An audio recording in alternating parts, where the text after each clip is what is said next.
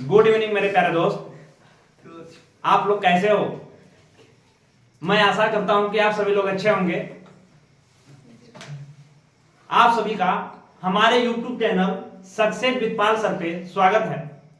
बच्चों, आज मैं क्लास 10th की बुक, क्लास 10th की गणित प्रश्नावली 12.1 का क्वेश्चन नंबर 5 आप लोगों को पढ़ाने जा रहा हूं। सारे बच्चे शांति से सुनिएगा। चलिए सर्वप्रथम हम क्वेश्चन को पढ़ लेते हैं। क्वेश्चन में लिखा क्या है? एक घनाकार ब्लॉक के एक फलक को अंदर की ओर काटकर एक अर्धगोलाकार गड्ढा इस प्रकार बनाया गया है कि अर्धगोले का व्यास घन के एक किनारे के बराबर है। शेष बचे ठोस का पृष्ठीय क्षेत्रफल ज्ञात कीजिए। सारे बच्चे ध्यान सुनिए।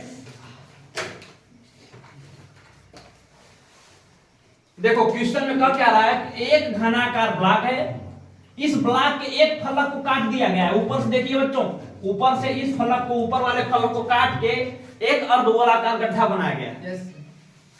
ठीक, तो इस प्रकार अर्धगोलाकार गड्ढे का जो व्यास है, क्वेश्चन में दिया है अर्धगोलाकार गड्ढे का जो व्यास है वो भुजा इस घनाकार ब्लॉक के किनारे के बराबर है। यानी कि मान लीजिए यदि इसका व्यास मैं L मानता हूं बच्चों, तो इस घनाकार ब्लॉक के किनारे की क्या हो जाएगा? L के बराबर हो जाएगा। ठीक, तो हमको इस प्रकार जो बन रहा है इसका इस ठोस का, ये जो ठोस बन रहा है इसका हमको पृष्ठीय क्षेत्रफल ज्ञात करना है। ठीक, चलिए हम लोग मान लेते हैं सर्वप्रथम, यहां पे मान लेते हैं माना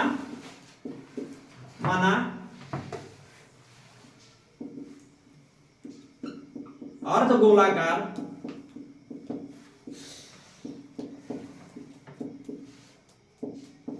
गड्ढे का व्यास बराबर L। ठीक, अब अतः गोलाकार गड्ढे की त्रिज्या को बच्चों हम लोग R से डिनोट करते हैं, और त्रिज्या जो है व्यास का आधा होता है। इसका व्यास क्या है? हम लोग क्या माने हैं? L माने हैं, तो त्रिज्या हो जाएगी L/2। क्वेश्चन में दिया है बच्चों, क्वेश्चन में दिया है अर्धगोले का व्यास घन के एक किनारे के बराबर है। इसका मतलब बच्चों घन का किनारा भी व्यास के बराबर ही होगा। तो अतः यहां लिखेंगे चूंकि घन का किनारा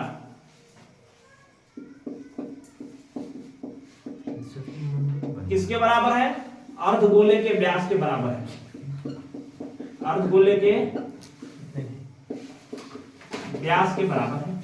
अब अर्धगोले का व्यास कितना माने हम लोग? L। तो घन का किनारा भी हमको L मिल जाएगा। और घन के किनारा बोलो या घन की भुजा बोलो, घन के किनारे को और घन की भुजा को हम लोग A से डिनोट करते हैं। देखिए यहां पे हम घन के किनारे के स्थान पे ब्रैकेट में A लिख देते हैं। ठीक, तो हमको घन के किनारा और गोले के व्यास के बराबर होगी, या L के बराबर होगी। चलिए बच्चों, अब हम लोग इस प्रकार इसका पृष्ठीय क्षेत्रफल ज्ञात करते हैं। ठीक, तो यहां पे लिखते हैं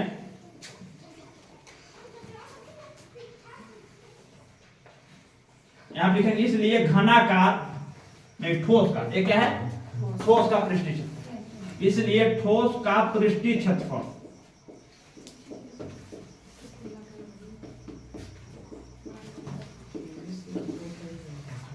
देखो बच्चों, यदि ये हम लोग गड्ढा न बनाए होते, एक टोटल एक घन की तरफ था, तो हमको घन का सूत्र लगा देते। लेकिन यहाँ पे बन गया गड्ढा। यहाँ पे क्या बन गया? गड्ढा। इस वजह से ये जो ऊपर वाला भाग होगा, एक फलक जो ये घनाकार ब्लॉक होगा, इसका एक फलक ये वृत्त के बराबर एरिया खत्म हो जाएगी।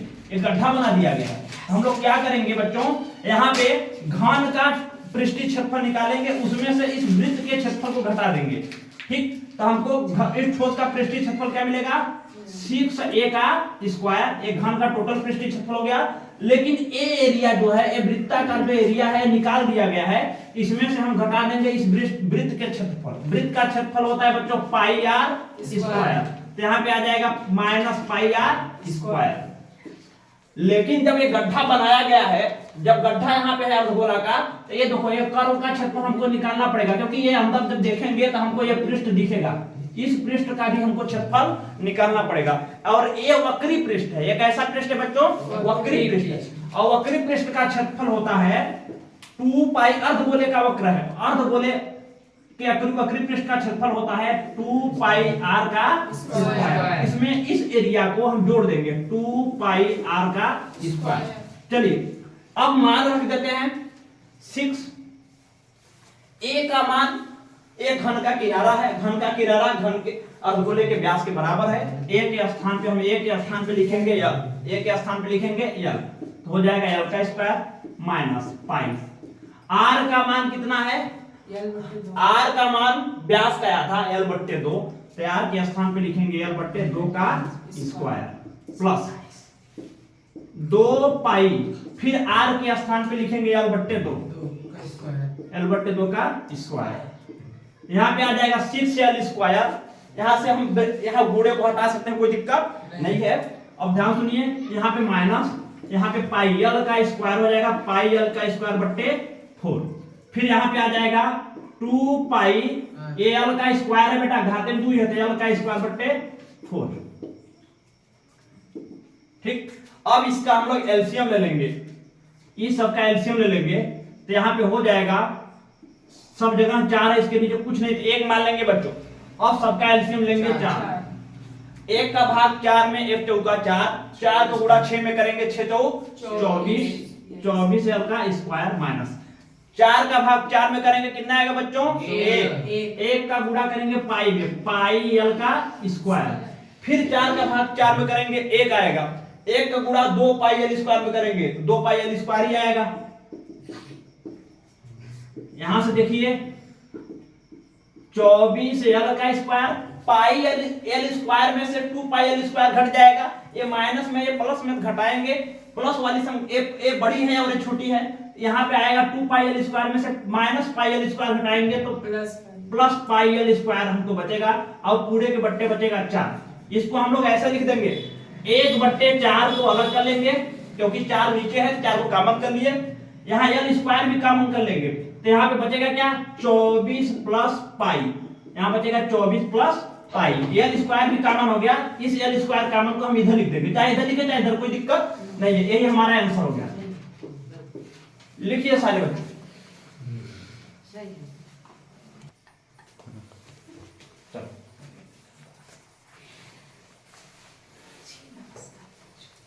चलो बच्चों अब हम लोग अगला क्वेश्चन पढ़ते हैं, क्वेश्चन नंबर 6।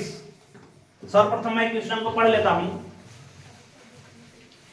देखिए क्वेश्चन में लिखा क्या है, दवा का एक कैप्सूल एक बेलन के आकार का है, जिसके दोनों सिरों पर एक अर्धगोला लगा हुआ है, पूरे कैप्सूल की लंबाई 14 mm है और उसका व्यास 5 mm है, इसका पृष्ठीय क्षेत्रफल ज्ञात कीजिए। चलिए देखिए, ये दवा का कैप्सूल है, ये आपके बुक में बनाया है, इस दवा का कैप्सूल है, ये बेलन के आकार का है, इसके दोनों सिरों पर अर्धगोला लगा हुआ है। देखो अर्धगोला यहाँ पे देखो बेटा, इसको भी मैं ऐसे मिला देता हूं, ध्यान सुनिए, इसको मैं ऐसे मिला देता हूं, ठीक, ये आप लोगों का अर्धगोला दिख रहा है ना, एक अर्धगोला इधर वाला और एक अर्धगोला इधर वाला, और ये बीच में बेलन है। ठीक, इस टोटल दवा के कैप्सूल की लंबाई है 14 mm, और इस एक अर्धगोले का जो व्यास दिया है क्वेश्चन में 5 mm दिया है, अर्धगोले का जो व्यास है वो 5 mm है, आप देखिए लिखा है, और उसका व्यास 5 mm है, इसका टोटल व्यास, ये दूरी जो टोटल होगी ये अर्धगोले का व्यास होगा। इसकी त्रिज्या कितनी हो जाएगी, यहाँ इस व्यास का मध्य बिंदु केंद्र होता है, अर्धगोले का ये केंद्र है, ये पूरा व्यास है बेटा, जैसे अर्धगोला ऐसे हम बनाते हैं ना, इस टाइप से अर्धगोला होता है।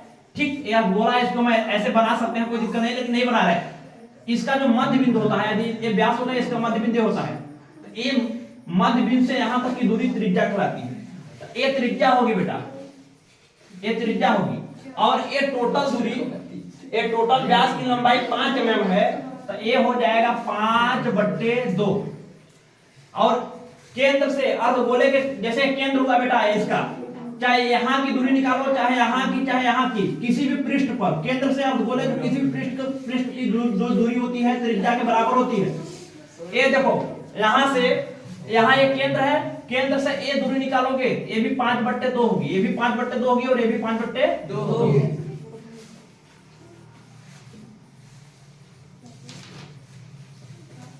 इसी प्रकार ये यहां से ऐसे मिलाएंगे बेटा, एक केंद्र है और यहां से यहां तक की दूरी भी 5/2 होगी। ध्यान सुनिएगा, ठीक।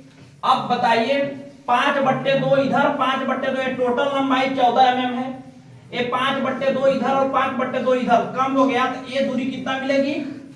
ये दूरी हमको मिल जाएगी 9 mm। यहां से यहां तक की दूरी, बस इतना दूरी। आप बोले तो निकाल, बेलनाकार भाग की दूरी कितनी मिल जाएगी? 9 mm, क्योंकि 5/2 यानी 2.5 इधर और 2.5 इधर निकल गया। 14 में से 5 निकल गया, 2.5 5, तो 14 टोटल लंबाई 14 है, 14 में से 5 mm निकल गया, तो हमको इस भाग की लंबाई कितनी मिल जाएगी? 9 mm। चलिए अब लिख लेते हैं, यहां पे लिख लेंगे हल। जो दिया है उसको सर्वप्रथम हम लोग लिख लेते हैं।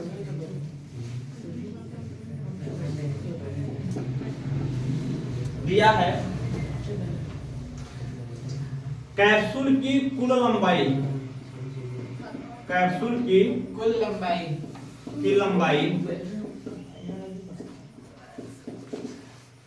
14 mm।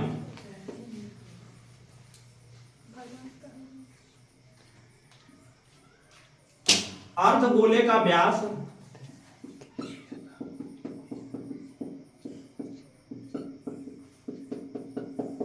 दिया है 5 mm। अतः अर्धगोले की त्रिज्या हो जाएगी 5/2, क्योंकि आधा व्यास का आधा होता है। अतः अर्धगोले की त्रिज्या, अर्धगोले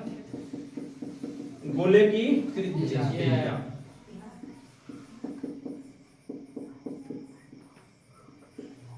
त्रिज्या को हम लोग आर से डिनोट करते हैं।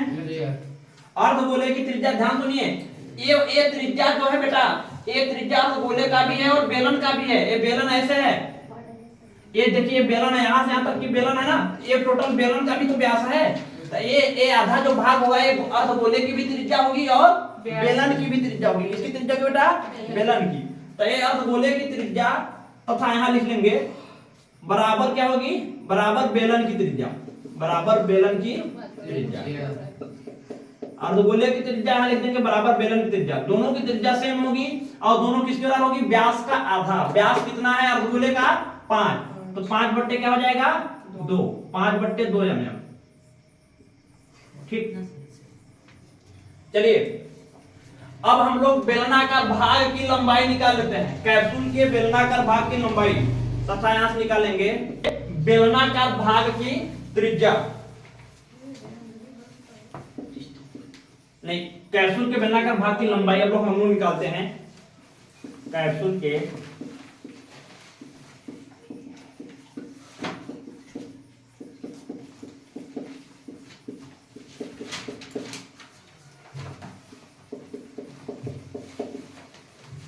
लंबाई कितनी हो जाएगी? टोटल लंबाई 14 है। 14 में से हम लोग 5/2 इधर घटाएंगे, 5/2 इधर, तो यहां लिख देंगे 2 × 5/2। ठीक, ये हो जाएगी 2 से 2 काट देंगे, 14 - 5, यहां निकल जाएगा हमको 9 mm। यहां हमको कैप्सूल के बेलनाकार भाग की लंबाई मिल गई 9 mm। चलिए अब हम लोग कैप्सूल का पृष्ठीय क्षेत्रफल हम लोग निकालते हैं। यहां लिखेंगे अतः कैप्सूल का पृष्ठीय क्षेत्रफल बराबर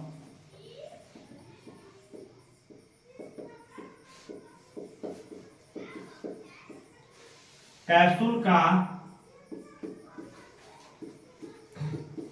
पृष्ठीय क्षेत्रफल। इस कैप्सूल में ये 2 अर्धगोले का अर्धगोला है और बीच में बेलनाकार भाग है। तो टोटल पृष्ठीय क्षेत्रफल हम लोग कैसे निकालेंगे? अर्धगोले के वक्र पृष्ठ, दोनों अर्धगोले के वक्र पृष्ठ को और बेलनाकार भाग के वक्र पृष्ठ के क्षेत्रफल को क्या कर देंगे? जोड़ देंगे, तो हमको कैप्सूल का क्षेत्रफल मिल जाएगा। तो यहाँ पे हो कितना जाएगा बेटा?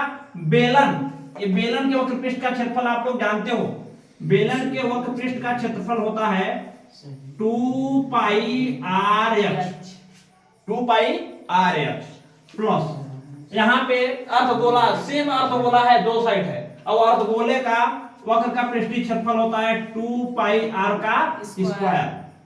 लेकिन अर्धगोला का ठो है, दो ठो है, एक इधर और एक इधर, इसमें दो का हम लोग गुणा कर देंगे, इसमें दो का गुणा कर देंगे, तो हमको दोनों अर्धगोले का वक्र पृष्ठ का क्षेत्रफल मिल जाएगा।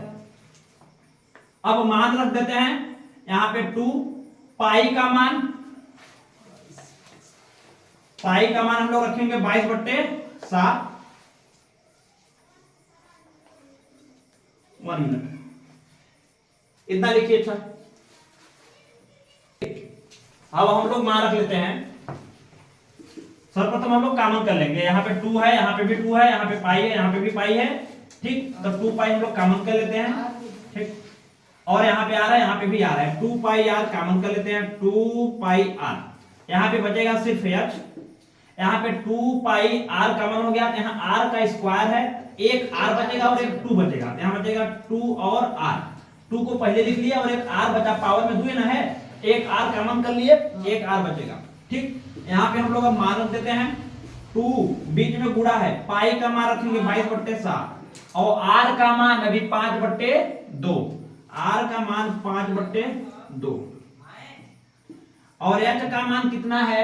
एच क्या है बेटा? यहाँ पे ध्यान सुनिए, यहाँ पे एच क्या है? एक बेलनाकार भाग की लंबाई है, और बेलनाकार भाग की लंबाई हम लोग कितना निकालने हैं? 9। यहाँ पे एच के स्थान पे लिखेंगे 9, फिर प्लस यहाँ पे 2 और आर का मान कितना है? 5/2, ठीक। अब देखो ध्यान सुनिए, यहाँ पे 2 से 2 यहाँ पे काट देंगे, 22 का भाग 22 का गुणा 5 में करेंगे, 22 पंचे 110/7, ठीक। यहाँ पे 9, ये 2 से 2 क्या हो गया? कट गया, यहाँ बचा कितना?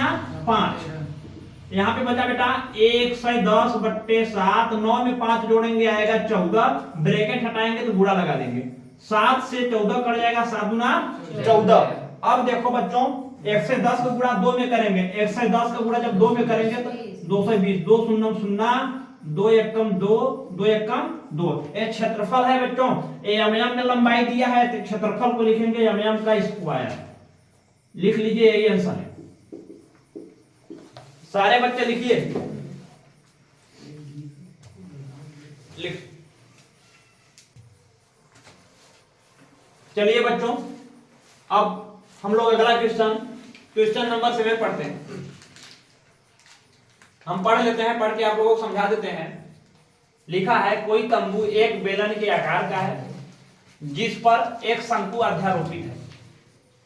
यहां पे देखिए ये बेलन है, ये तंबू बनाया गया है बेलन के आकार का, इस पर एक शंकु अध्यारोपित है, ये शंकु है, इस बेलन पे रख दिया गया है, देख रहे हो ना आप लोग, ठीक।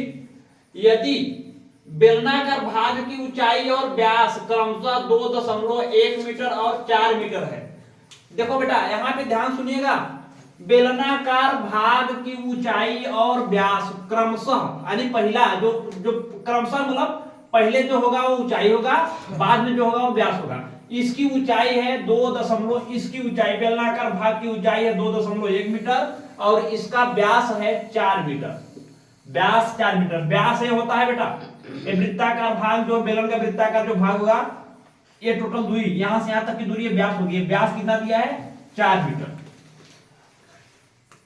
तथा शंकु की तिर्यक ऊंचाई, ये जो शंकु अध्यारोपित है इस बेलन पे, इसकी जो तिर्यक ऊंचाई है ये दिया है 2.8 मीटर। तथा शंकु की तिर्यक ऊंचाई 2.8 मीटर है, इसकी शंकु की तिर्यक ऊंचाई 2.8 मीटर दिया है।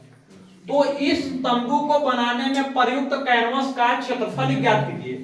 इस तंबू को बनाने में, इस तंबू को कैनवस से बनाया गया है, तो कैनवस कितना लगेगा, कितना लगेगा उसका क्षेत्रफल हमको क्या करना है? निकालना है। और आगे क्या लिखा है? साथ ही ₹500 प्रति मीटर की दर से इसमें प्रयुक्त कैनवस की लागत ज्ञात कीजिए। जो कैनवस, जिस कैनवस से ये टोटल तंबू बनाया गया है,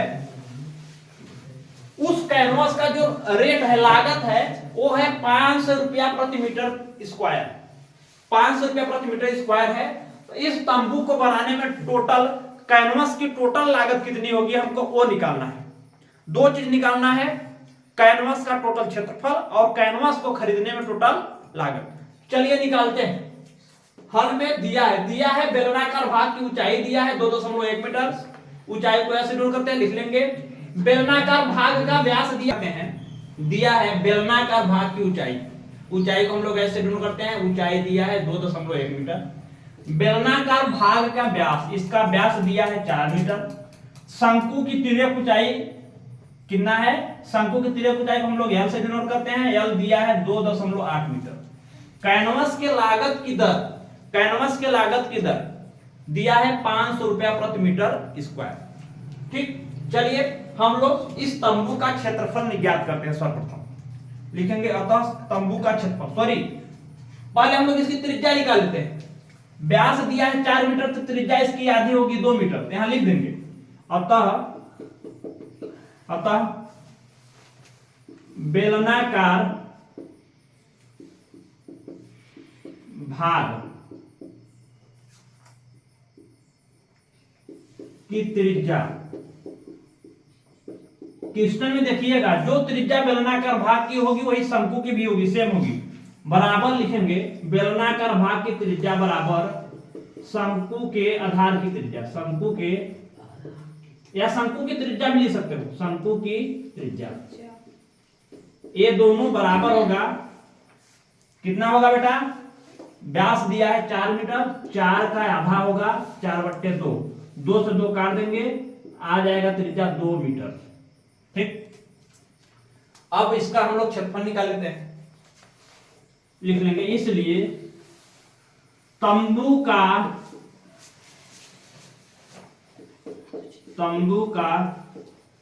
पृष्ठीय क्षेत्रफल,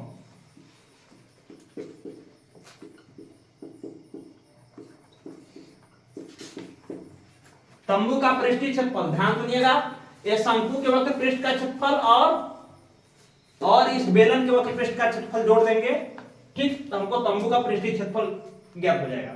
लेकिन यहां ध्यान दीजिएगा, यहां पे क्वेश्चन में लिखा भी है, ध्यान दीजिए कि तंबू के आधार को कैनवस से नहीं ढका गया है, यानी नीचे कैनवस नहीं लगाया गया है, नीचे खाली है, नीचे कैनवस नहीं लगाया।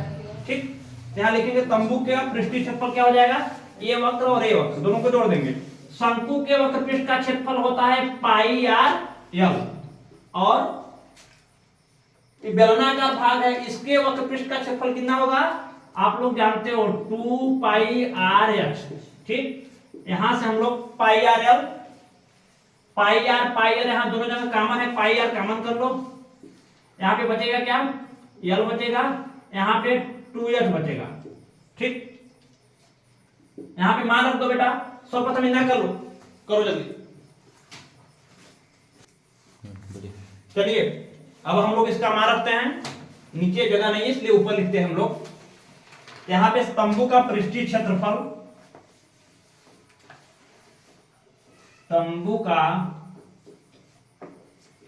पृष्ठीय क्षेत्रफल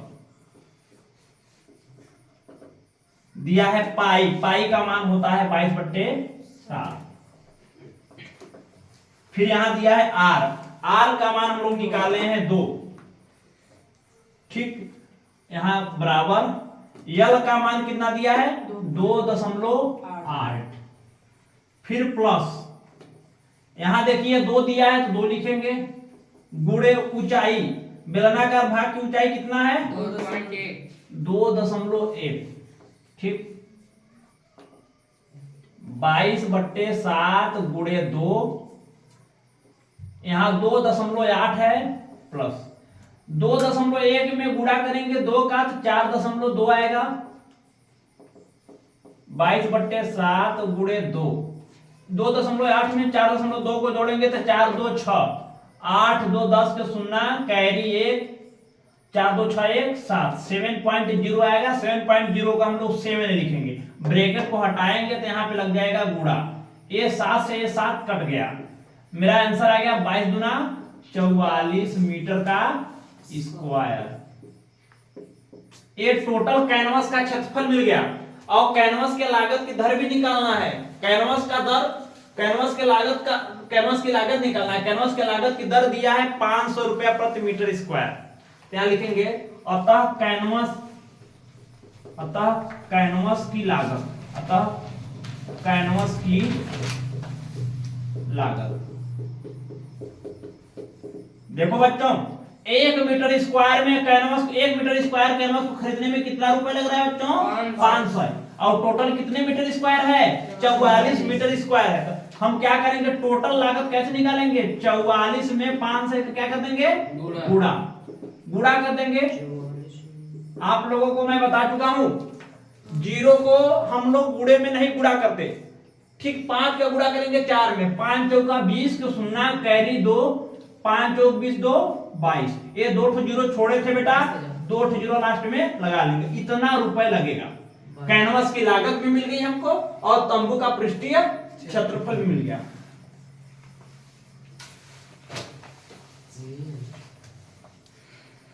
लिख लो, यही आंसर है।